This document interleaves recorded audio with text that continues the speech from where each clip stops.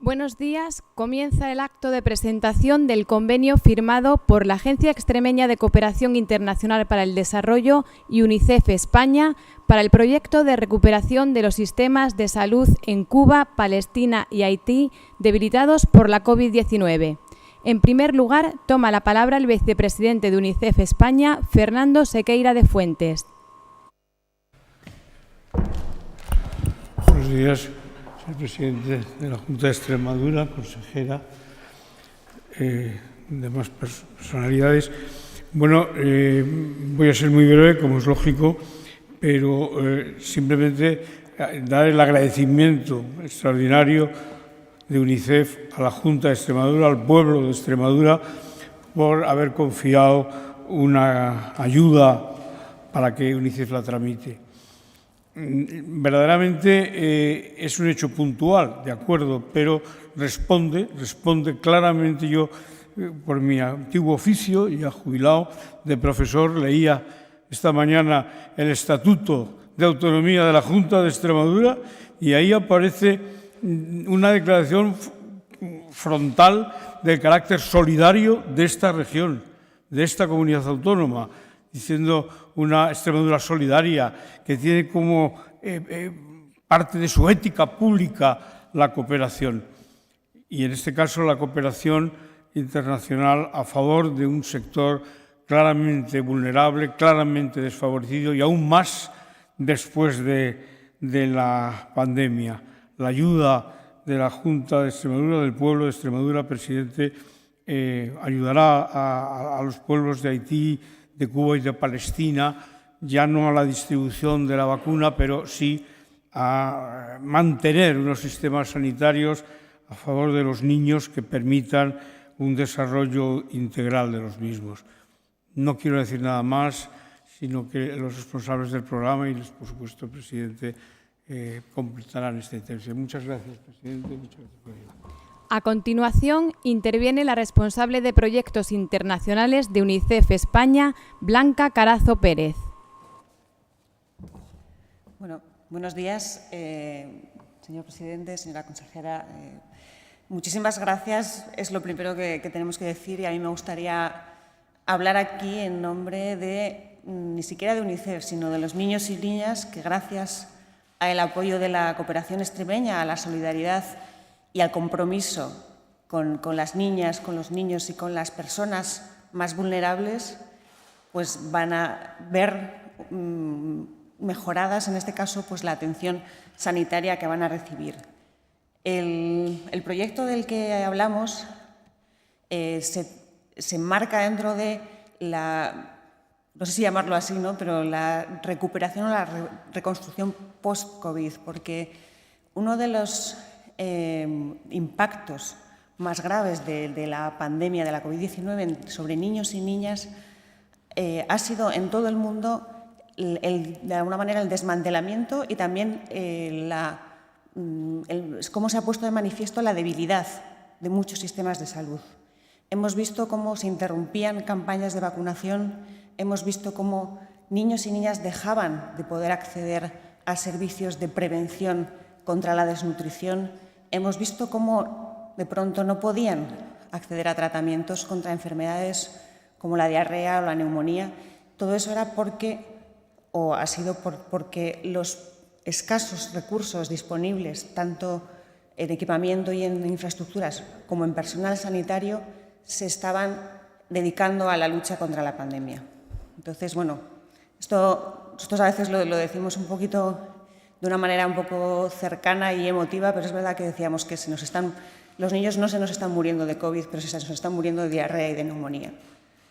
Entonces, este proyecto y esta colaboración de la Junta Extremeña con UNICEF, lo que nos está permitiendo es que en los 3 países donde estamos trabajando, que son Cuba, donde está enmarcado esta colaboración, que son Cuba, Palestina y Haití, es reforzar, hacer más fuertes esos sistemas de salud, de manera que la atención sanitaria para estas niñas, para estos niños, para estas familias, para estas mujeres, sea de mayor calidad, esté disponible para empezar, porque a veces partimos de de niveles de desatención prácticamente, pero que sobre todo sea de mejor calidad.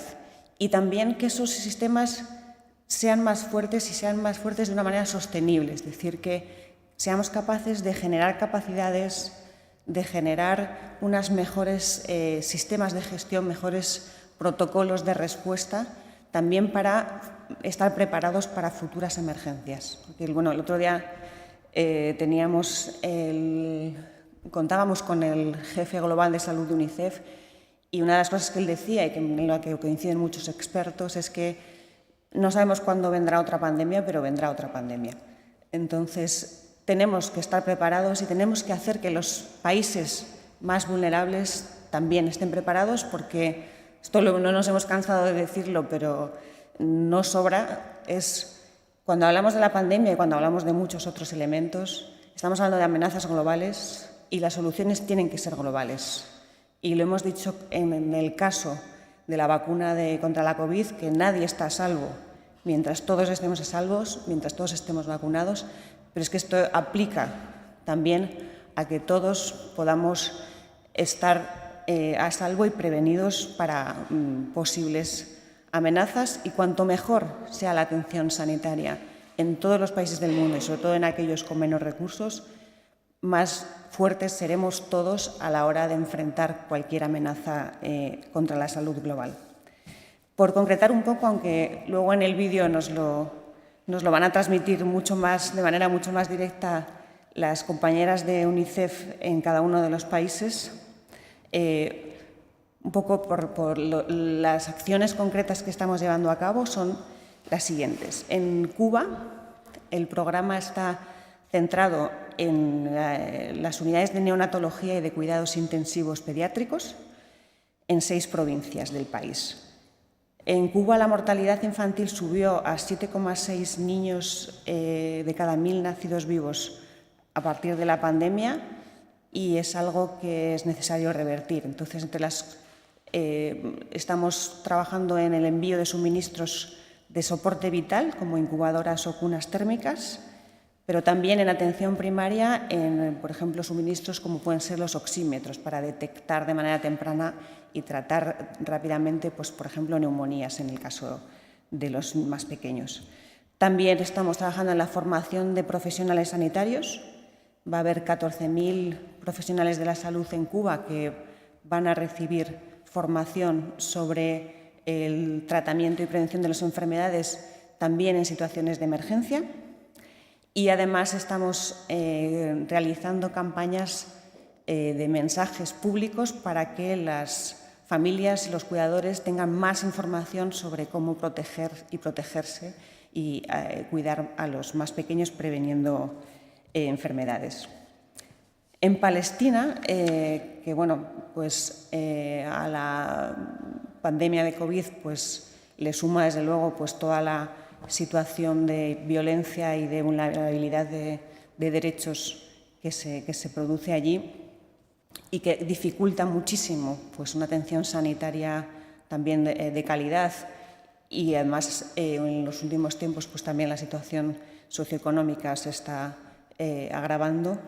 Tenemos que un 35% de los menores de 5 años están en riesgo de desnutrición y anemia.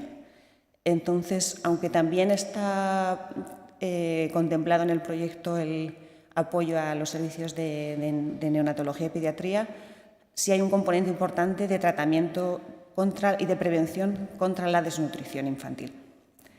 Entonces, estamos adquiriendo suministros para poder tratar esa desnutrición en los niños, y tanto en Gaza como en Cisjordania. Y también estamos trabajando mucho en la atención a las madres y a los bebés, con un contacto y visitas directas por parte de matronas y enfermeras para mejorar ese cuidado neonatal y prevenir y detectar enfermedades. Y también estamos, el mismo componente que veíamos en Cuba, con una formación para 150 profesionales de salud y un equipamiento, digamos, más integral en 10 centros de salud. En el caso de Haití, que bueno, pues Si Palestina tiene una situación difícil, en Haití la situación no es mucho mejor. Arrastra, digamos, una situación humanitaria grave desde hace muchos años, con violencia interna, hace un año, bueno, ya hace más de un año, con el terremoto que ocurrió en agosto del 2021 y del que no se han recuperado y en el que se dañaron o se destruyeron el 60% de las instalaciones de salud de las zonas más afectadas. Por lo tanto, estamos hablando de un país donde realmente la atención sanitaria es muy precaria y hay muy pocos profesionales de salud. Entonces, con este apoyo de la Junta de Extremadura vamos a poder mejorar la atención sanitaria para 75.000 mujeres y niños. Vamos a equipar 12 centros de salud y estamos ofreciendo también formación a 400 trabajadores de salud y también a trabajadores comunitarios, porque bueno, en los 3 países estamos trabajando tanto a nivel institucional, es decir, de lo que sería el servicio de salud, como a nivel comunitario con las familias y también con lo que llamamos agentes comunitarios de salud, porque al final de lo que se trata es de ofrecer todo el apoyo a la salud que podemos dar, y eso incluye la prevención, la detección precoz de cualquier enfermedad infantil y, por supuesto, el tratamiento. Por mi parte, reiterar el agradecimiento a la Junta de Extremadura, a la Agencia Extremeña de Cooperación Internacional y, bueno, a través de ellos a toda la población extremeña que está contribuyendo a que los niños y niñas, en este caso en Cuba, en Haití y en Palestina, pues puedan tener una mejor atención en salud y al final esto está contribuyendo a salvar muchas vidas. Así que muchísimas gracias. Y bueno, ahora lo vamos a ver, digamos, contado y en primera persona desde las compañeras de UNICEF en estos 3 países. Gracias.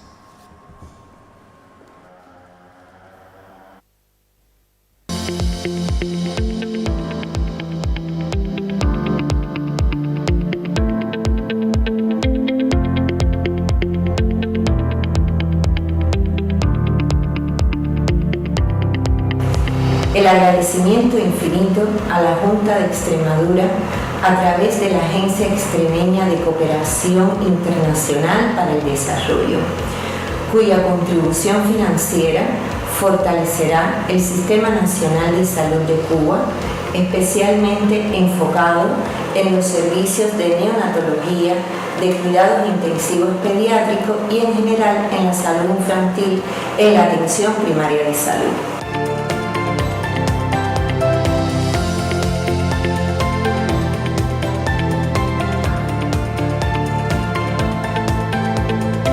UNICEF contributes to improve the health and nutrition care services for vulnerable communities, where 10,000 under 5 children are benefiting from quality health and nutrition services, including 2,000 children who receive malnutrition treatment and 5,000 high-risk mothers with their newborns benefit from postnatal home visiting services conducted by qualified nurses and midwives. The beneficiaries of the project receive medical supplies, including drugs, consumables, and ready-to-use therapeutic food, which is very essential for the treatment of young children with severe acute malnutrition.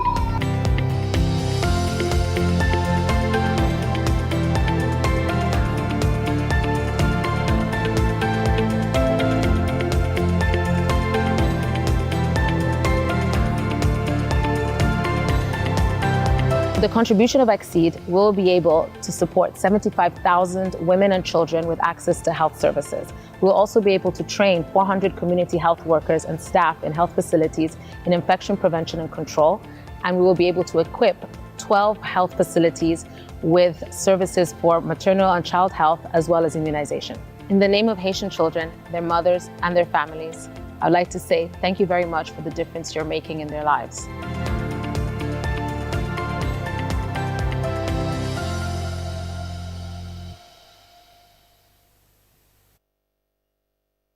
A continuación toma la palabra el presidente de la Junta de Extremadura, Guillermo Fernández Vara. Muy buenos días, muchas gracias, querido Fernando, por vuestra presencia, representantes de UNICEF en España y en Extremadura. Coincidiendo además con un día como fue ayer de aniversario de una persona, Ernest Lluch, muy querida en nuestro país por ser el padre del Sistema Nacional de Salud. Pero quiero traer aquí también hoy sus palabras del 2 de enero de 1999, aquel mensaje que nos dejó, en el que hablaba de la fraternidad como un elemento esencial en la vida y que no solo se consigue con políticas públicas, sino también con la ética de las personas, ¿no? Y no hay mayor ética que sentirse parte de un mundo que está mucho más allá de nuestras propias fronteras, ¿no? Ser capaces de mirar más allá y de sentirnos interpelados, de sentirnos concernidos por lo que pasa allí, porque finalmente esa es la clave fundamental de todo, ¿no? Esto no es una cuestión de ser bueno o de ser malo, es sencillamente de sentirte parte de algo, de sentirte concernido, de sentirte interpelado por todo lo que pueda ocurrir a los ciudadanos que viven en el mundo, fundamentalmente en los lugares donde puedan tener más necesidades, ¿no? Y de eso va esto, no va de otra cuestión que de esos valores y de esos principios esenciales para poder entender lo que significa la acción de los recursos públicos utilizados para intentar generar fraternidad en otros lugares del mundo, ¿no? La pandemia nos ha enseñado muchas cosas. La primera, a saber exactamente hasta dónde llega una pandemia, porque hasta ahora lo habíamos estudiado en los libros, pero no habíamos tenido la posibilidad de la generación de los que estamos ahora vivos, de haber vivido una pandemia en los términos en los que se ha producido. Y, por tanto, de la pandemia hemos aprendido. De la pandemia hemos aprendido que es más fácil salvarse si se tiene más información, más formación y más medios. Es más fácil superar la pandemia cuando se tiene más información sobre la misma, más preparación para hacerle frente y más medios para poder combatirla, ¿no? Pues ese es el contenido del convenio. Intentar hacer posible desde aquí, en 3 lugares que en estos momentos marcamos de especial significación, como son Haití, Palestina y Cuba, para intentar ayudar a desarrollar allí acciones, tareas, programas que permitan luchar contra elementos frente a los que nos creíamos inmunes. Es decir, estábamos preparados para luchar frente a otras cosas. Otra cosa es que estuviéramos decididos, pero que desde luego estábamos con conocimiento de que hay hambre en el mundo y hay que luchar contra ella, que hay pobreza en el mundo y que hay que luchar contra ella, pero de pronto ha venido un elemento nuevo, cuál es la pandemia, que efectivamente nos sitúa en un escenario de emergencia vital, según qué pueblos del mundo, para poder hacer frente a lo que ha sido una pandemia. Y como tú decías, efectivamente, pues yo creo que si algo hemos perdido respecto de todo esto es la ingenuidad, es decir, vendrá otra. O sea, no hay ninguna razón para pensar que si ha ocurrido algo como ha ocurrido con la COVID-19 y se han dado unos elementos del que ya vamos conociendo bastante por qué llegó, pues nadie nos dice que no vaya a poder haber otro en el futuro, ¿no? Y desde luego lo que nos tienen que pillar es mejor informados, mejor formados y mejor preparados desde el punto de vista de lo tecnológico y de lo material, ¿no? Hay contenidos que tienen mucho que ver con la salud de la mujer también, con todo lo que tiene que ver el tratamiento de la neonatología, de los recién nacidos, que son tareas que yo creo que tenemos por delante para poder contribuir, para poder colaborar, ¿no? Forman parte de esa manera de entender la cooperación que a nosotros nos gusta hacer desde Extremadura, que no necesariamente todo lo que se ha venido haciendo en el pasado hay que seguirlo haciendo en el futuro. Hay a veces que hay nuevas formas, nuevas vías y, de luego, mucho más eficaces para poder dar la respuesta necesaria y útil en cada uno de los momentos. Y, desde luego, creemos mucho en la cooperación. Y esa es la razón un poco, Fernando, por la que te quiero agradecer. Y os quiero agradecer a UNICEF pues este trabajo en común, porque yo creo que juntos somos muchos más, de luego somos mucho más fuertes y tenemos mayor capacidad para buscar y encontrar la respuesta que en este momento el mundo nos requiere, ¿no? Pero todo pasa porque huyamos de los conceptos que tienen que ver con la caridad en este ámbito y pensemos de verdad en los conceptos que tienen que ver con la fraternidad y con la solidaridad. No es una cuestión de buena voluntad, de verdad. Este no es un problema de podernos ir a acostar por la noche teniendo la sensación de que hemos hecho algo bueno a lo largo del día, ¿no? Aunque estas sean actitudes, comportamientos y éticas que están en las raíces, como decía Ernest Lluch, del cristianismo más humanista posible, ¿no? Pero esto es una cuestión de verdad de sentirse parte de, concernidos e interpelados por nuestra condición de ciudadanos del mundo, donde obviamente ahí en ese escenario no tenemos planeta. Y de la misma manera que es más fácil entender todo lo que está ocurriendo en la lucha contra el cambio climático, tenemos que entender también la lucha contra las injusticias, ocurran en cualquier lugar del mundo y estén en cualquier lugar del mundo, para poderlo combatir desde el conocimiento que en estos momentos tenemos de lo que ha sido la pandemia. Yo creo que la obligación con los organismos internacionales de participar en la estrategia que tenemos todos que hacer, sin duda alguna. Ya digo, lo más importante, con esto termino, es que tengamos la sensación cuando pasa algo en algún lugar del mundo que está pasando también en un sitio al que nosotros pertenecemos. Que no creemos que solo pertenecemos a aquellos de esa parte del mundo al que le va razonablemente bien o medianamente bien, sino que sea otro mundo al que no le va tan bien, también es nuestro mundo, ¿eh? Y por tanto, como es nuestro, también es nuestra responsabilidad. Que nadie crea que estamos haciendo aquí un gesto de buena voluntad. Estamos cumpliendo con nuestra responsabilidad y con nuestra obligación como seres humanos que pertenecemos a un planeta en el que hay gente que lo está pasando especialmente mal. Nada más y muchas gracias. ¿Alguna cosita más que queráis preguntar sobre esto, sobre alguna otra cuestión?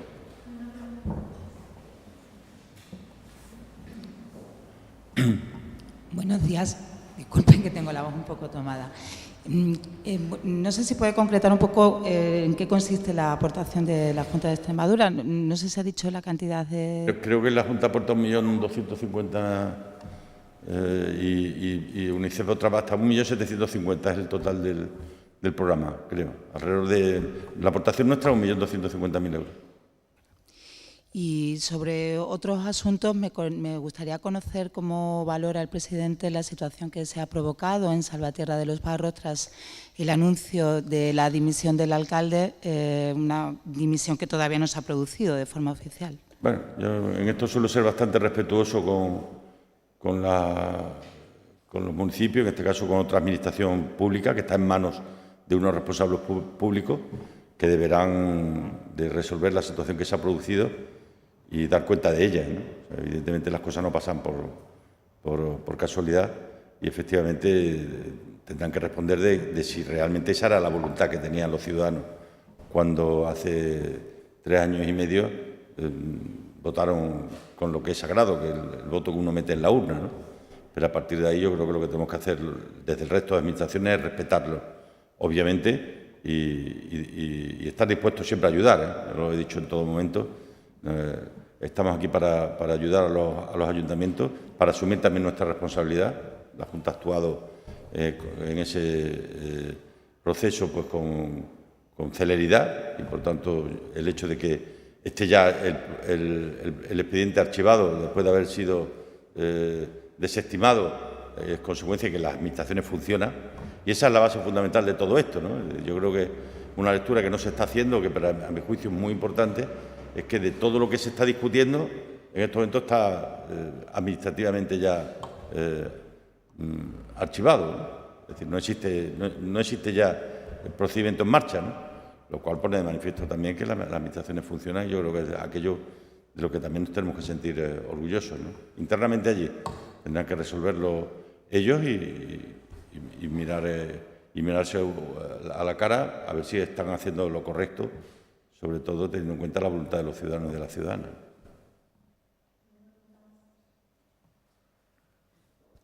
Sí, yo le quería preguntar respecto al convenio el por qué la elección de estos 3 países, si es dentro de un programa común con otras regiones que financian otros países, por qué se han elegido, ya que la situación que se produce, podríamos coger 20, 30, 40 países que están en una situación muy similar a la que nos han descrito de estos 3 países. Y bueno, no sé si le hago... No, esto responde básicamente a que esto no es un hecho aislado dentro de la cooperación extremeña, ¿no? dentro del plan estratégico de la Agencia de Cooperación y dentro de nuestro programa de cooperación que el Consejo de Gobierno periódicamente planifica, están actuaciones en muchos lugares, ¿no? Que no se puede mirar ninguno de ellos de manera aislada. Se ha decidido estos tres porque en otros lugares se están haciendo otras cosas y otros programas con otras ONG, ¿no? Sencillamente hemos creído, de la mano también de UNICEF, por eso yo destacaba mucho la parte esa de la cooperación, y de la cooperación es mucho más útil si se siembra allí donde hay expertos ya sembrando y regando, porque seguramente la cosecha que se recoja sea mucho mejor, ¿no? Y probablemente después de esto pues, se podrá hacer en otros lugares, ¿no? Se ha intentado buscar sitios donde efectivamente ellos están en condiciones de poder desarrollar esa tarea y colaborar desde el punto de vista económico por nuestra parte, ¿no? Sí, retomando la pregunta de la compañera, usted ha hablado como presidente de la Junta, pero también es secretario general de los socialistas extremeños y es donde se ha producido el problema entre quienes iban en esa candidatura socialista. Dado que cuando me pregunten por este tema en sede del Partido Socialista, contestar. Yo soy presidente de todos los extremeños y de todas las extremeñas y, por tanto, en este lugar no puedo responder a eso.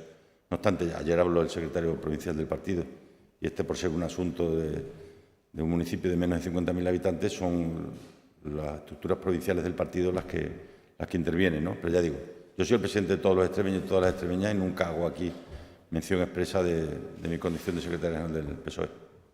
Y una última pregunta.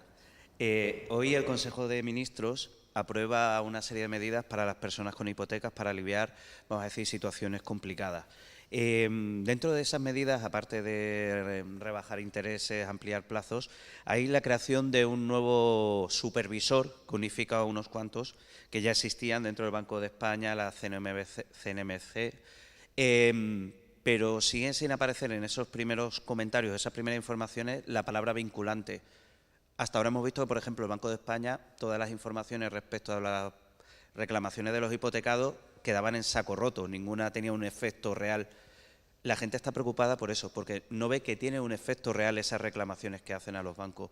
¿Usted cree que va a cambiar algo si no hay esa palabra de vinculante? Hombre, yo creo que si realmente se cambian las condiciones de las hipotecas, por un lado, para aquellas personas que tienen menos de unos determinados ingresos, que esa es la clave, es decir, donde está o donde creemos que está la línea del concepto de vulnerabilidad, por debajo de esa línea de vulnerabilidad hacia abajo cambian las condiciones de la hipoteca, es decir, le va a ser a la gente más fácil poder hacer frente y, por otro, al conjunto de las personas que tienen hipoteca van a poder hacer modificaciones en sus hipotecas sin tener que pagar comisiones por ello, pues obviamente yo creo que es un avance, un adelanto. ¿Que eso significa arreglar todos los problemas? No, ya me gustaría a mí que fuéramos capaces de arreglar todos los problemas que todo el mundo tenemos y además en tiempo real, ¿no? Las cosas son difíciles y complicadas, entre otras cosas porque aquí hay de por medio una relación contractual entre el hipotecador y quien hipoteca, que son las entidades financieras.